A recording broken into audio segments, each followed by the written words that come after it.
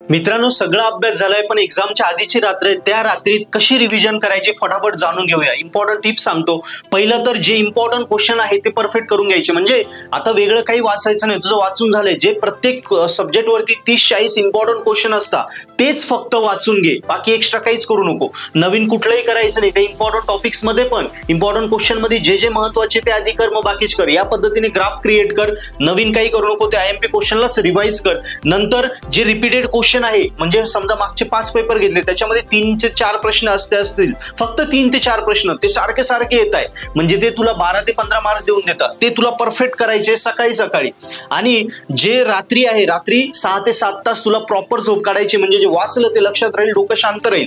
हे झालं पेपरच्या आदल्या दिवशीची रात्रीची, पेपरच्या आदल्या रात्रीची रिव्हिजन. आता पेपरला गेल्यानंतर जे मित्र आहे त्याला 1 तास, पेपरच्या आधीचा 1 तास त्यासोबत डिस्कस कर. ते फुल टू पुन्हा हे रात्रीचं रिवाइज होऊन जाईल, पेपर स्कोरिंग होईल. आणि पेपरला गेल्यानंतर जो अभ्यास केलाय, तो अभ्यास केल्यानंतर लिहिल्यानंतर जर फुल मार्क जेवढं लिहिलंय तेवढे पडत नसतील, तर नक्की पर्पल आर्ट ॲप डाउनलोड कर. पर्पल आर्ट ॲपवर दिलेलं सगळं स्टडी मटेरियल वापर, ते एकदम ऑथेंटिकेटेड आहे. त्याच वेळी पेपर लिही, तुला गॅरंटेड जेवढं लिहिलंय तेवढे मार्क पडतील. थँक्यू.